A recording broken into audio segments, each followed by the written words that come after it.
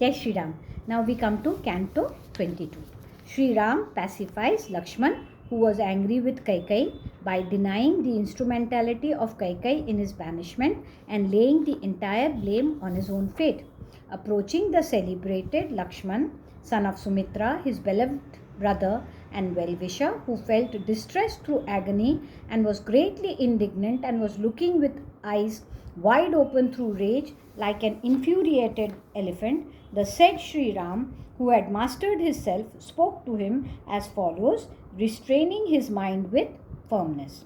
Curbing your anger against our father and Kaikeyi and grief over my impending exile and embracing uncommon fortitude, nay, ignoring this affront in the form of banishing me and deriving the highest joy from the idea of having helped our father in implementing his plighted word and thereby ensuring his place in the highest heaven, pray cause to be sent back all the exquisite material that has been got ready for my consecration as Prince Regent, and quickly and uninterruptedly accomplish what requires to be done now in the shape of preparations for the journey.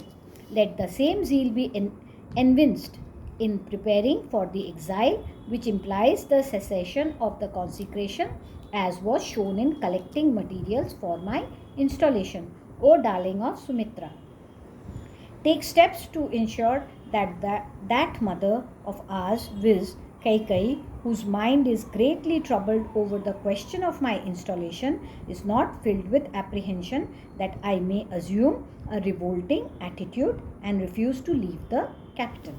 I cannot afford to ignore, even for a while, O darling of Sumitra, the agony in the form of apprehension aroused in her mind.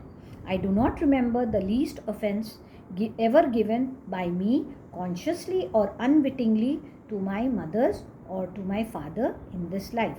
Let my father, who is ever truthful, true to his promise, truly valiant and afraid of falsehood, which brings disaster in other world, be rid of fear in the other world by my redeeming the promise made by him to Kaikeyi. Indeed, so long as this business of installation is not liquidated, the painful consciousness that his veracity has not been vindicated will lurk in his mind too, and his agony is sure to distress me as well.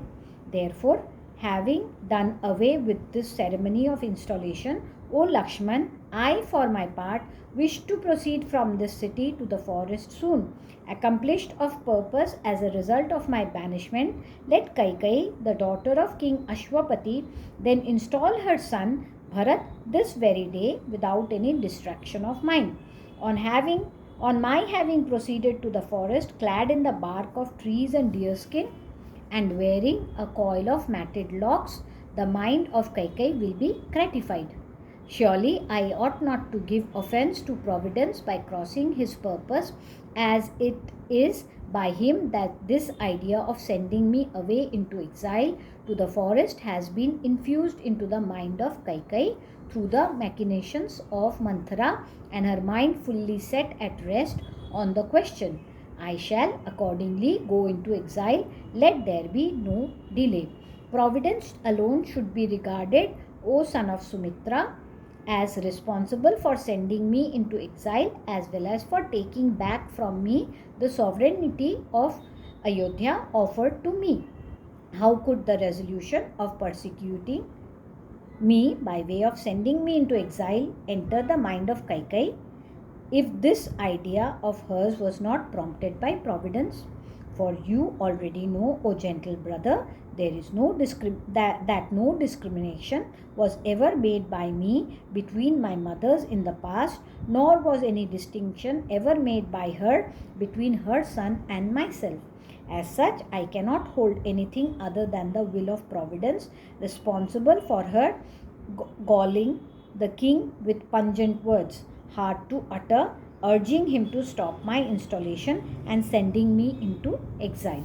How else could she, a princess of gentle disposition and possessing such rare qualities of head and heart, utter like an uncouth woman in the presence of her husband, words intended to torment me? That which cannot be foreseen is surely a decree of providence, and it cannot be set aside by any among created beings. Evidently, therefore, it is by the will of providence that the unexpected has befallen me as well as her. Again, what man can dare contend, O son of Sumitra, with destiny of which no indication can be found other than the consequence of an act? Joy and sorrow, fear and anger, gain and loss, birth and death, and whatever similar experience comes to a particular individual, that is unquestionably the work of providence. Strongly impelled by destiny, even sages practicing severe austerities are led astray by concupiscence and anger, etc., abandoning their strict observance. Setting aside an undertaking already commenced with the help of requisite materials, that which takes place unexpectedly without any ostensible cause is undoubtedly the doing of providence. In spite of my installation having been interrupted, no agony is experienced by me, who have fully steadied my mind by recourse to this true wisdom. Therefore, rid of agony and following my line of thought, cause you the proceedings of installation to be stopped at once. With all these jars containing sacred waters brought together for my consecration, O Lakshman, will be accomplished by my bath at the inauguration of my vow of asceticism. Or what have I to do in reality with this water, accompanied in abundance by auspicious articles collected for the installation? Water drawn by me personally will serve to inaugurate my vow of asceticism. Moreover, O Lakshman, do not give way to remorse over the loss of fortune. To me it matters little whether sovereignty falls to my lot or exile, the latter being of greater consequence in that it will be free from worries and favorable for asceticism, and will afford me an opportunity to redeem father's pledge given to Kaikeyi. Our youngest mother Kaikeyi ought not to on any account be suspected of having brought about this interruption in my installation, nor our father, both of whom are subject to the control of providence. For you know providence to be possessed of unfailing powers. Thus ends Canto 22 in the AYODHYAKAND of the glorious Ramayan of Valmiki, the work of a rishi and the oldest epic. Now we come to Canto 23 in AYODHYAKAND. Enraged to hear the exhortation of Sri Ram, Lakshman urges in reply that the word of their father was worth ignoring, inasmuch as it was divorced from righteousness, and further emphasizing the predominance of personal effort over destiny, persuades Sri Ram to take up arms against those who interfere with his installation and occupy the throne of Ayodhya by force. Sri Ram, however, pacifies Lakshman and impresses on him the imperative necessity of their carrying out the command of their father. Pondering with his head bent low, as it were, while Sri Ram spoke as aforesaid, Lakshman for his part quickly and suddenly began to swing between dejection at the interruption of Sri Ram's installation and delight over the latter's steadfast devotion to righteousness. Nay, knitting his brows at the space between his eyebrows at that time, Lakshman, a jewel among men, hissed like an enraged cobra in a hole. That frowning aspect of his, which was difficult to gaze on, appeared at that moment like the face of an infuriated lion, violently shaking his forearm precisely as an elephant would shake its proboscis, and flinging his neck horizontally as well as upward on his body, and gazing obliquely with a corner of his eye. Lakshman for his part spoke as follows to his brother Sri Ram. At an inopportune moment indeed has this inordinate flurry appeared in you for fear of lapsing from the path of duty, and with a view to disarming the grave suspicion in the mind of the people that a prince who is disloyal to his father could not be expected to rule his subjects righteously. Indeed, how can a man like yourself, speak as you are doing unless he is agitated? I wonder how you regularly glorify in this way fate, which is indeed ineffectual, pitiable, and impotent, powerful and lowermost among the Kshatriyas as you are. It is a matter of surprise how there is no suspicion in your mind about the wicked couple, Dashrath and Kaikai.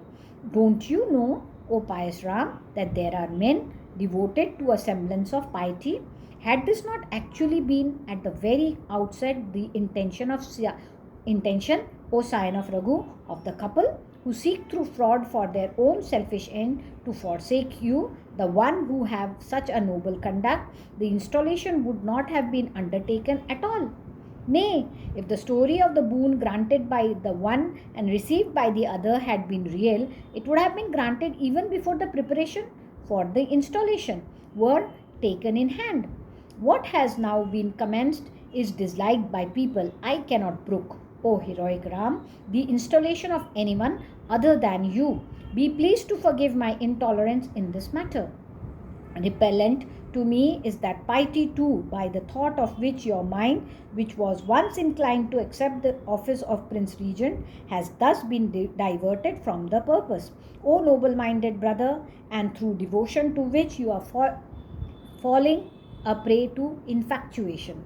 Had it not been so, how are you going to redeem the most unrighteous and reproachable pledge of your father, who is under the thumb of Kaikai, even though you are able to set things right by recourse to action? Since this interruption in your installation, though brought about through machination in the shape of connecting the story of a boon granted by the emperor, is not being recognized by you as such, agony is caused to me that on that account, and partiality to such false piety is reprehensible in my view. This adherence of yours to piety is condemned in the eyes of the people of Ayodhya.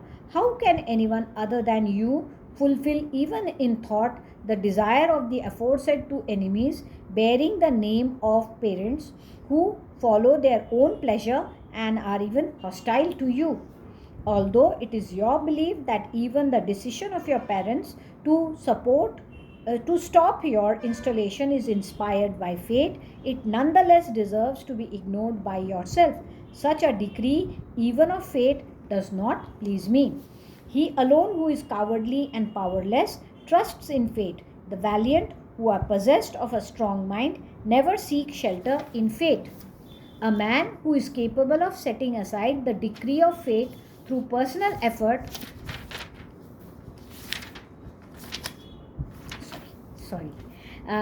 through personal effort never feels disheartened on his purpose being thwarted by destiny. People will see today the relative strength of fate and a human being. The distinction between fate and a human being will be manifest today. People by whom your installation on the throne of Ayodhya has been seen interrupted through destiny today will find fate worsted this very day by my valor. By sheer dint of bravery, I shall repulse destiny, rushing headlong like an uncontrollable and unrestrained elephant, haughty with fluid exuding from its temple. Neither all the guardians of the spheres nor the denizens of all the three worlds, O Ram, can interrupt your consecration today. How then can Father do it? Then they alone by whom, O King, has your exile to the forest been unanimously supported will likewise live in exile for 14 years. I shall bring to naught that hope of father as well as of hers, which is directed towards securing sovereignty for her son through interruption of your consecration. For him who is antagonistic to my strength, the power of destiny will not prove helpful to the same extent as my fierce might will redound to his suffering. Later on, when you have retired to take up your abode in the forest at the end of thousands of years, sons of your worthy self will rule over the people without interruption, leaving no room for others even then. In conformity with the conduct of ancient royal sages, residence in the forest is recommended for kings only when they have committed the people to the care of their sons for being protected as sons. If constituted as you are, O pious minded Ram, you do not really seek sovereignty for yourself for fear of disaffection in the state, the king being irresolute in the matter of renouncing the kinship and retiring to the forest, you need not harbor any misgiving on that score. Nay, I promise to you, O valiant brother, that I shall guard you as well as your kingdom, even as the coastline guards the ocean and keeps it within bounds. Let me not earn the realms that fall to the share of heroes after death if I fail to do so. Allow yourself to be consecrated by Vashishta and others with auspicious articles and be up and doing in that direction. I am enough to repel hostile monarchs forcibly, single-handed. These arms of mine are not intended to add to my charm, nor is this bow meant to serve as an ornament for my body, nor is my sword meant for being tied to my belt and hanging by my side as a badge of honor, nor are my arrows meant to serve as a support for some structure. All these four exist only for crushing the enemy, nor do I wish that I should not hew with my uplifted keen-edged sword, possessing an inconstant sheen like a flash of lightning, him who is considered to be my inveterate enemy, be he Indra, the wielder of the thunderbolt. The earth will be thickly set in no time with the trunks of elephants, horses, and warriors fighting in chariots, severed with the blows of my sword, and will become hard to tread. Killed with the edge of my sword today and consequently bathed in blood, enemies will drop on the ground like so many blazing fires or clouds accompanied with flashes of lightning. While I stand on the battlefield with my finger protectors made of the skin of iguana, fastened glove-like round the left hand to prevent injury from a bowstring, and with uplifted bow, how can anyone among men remain proud of his valor and dare stand before me?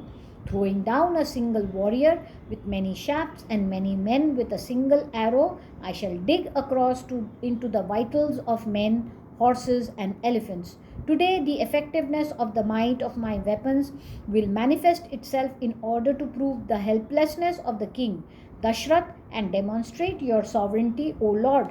These arms of mine, which are worthy of being daubed with sandal paste and putting on a pair of armlets, as well as of giving away riches and protecting friends and relations, O Ram, will exert themselves today to stop those who are interrupting your consecration. Speak out, which enemy of yours may be deprived this very day of his life, fame of invincibility, and relations. Pray, instruct me how to proceed so that the globe may be brought under your control. I am at your beck and call. Wiping the tears of Lakshman and comforting him more than once, Sri Ram, the promoter of Raghu's race, replied, Know me, gentle brother, to be firmly obedient to the command of my parents, for such is the path trodden by the righteous. Thus ends Canto 23 in the AYODHYAKAND of the glorious Ramayan of Valmiki, the work of a rishi and the oldest epic. Jai Shri Ram.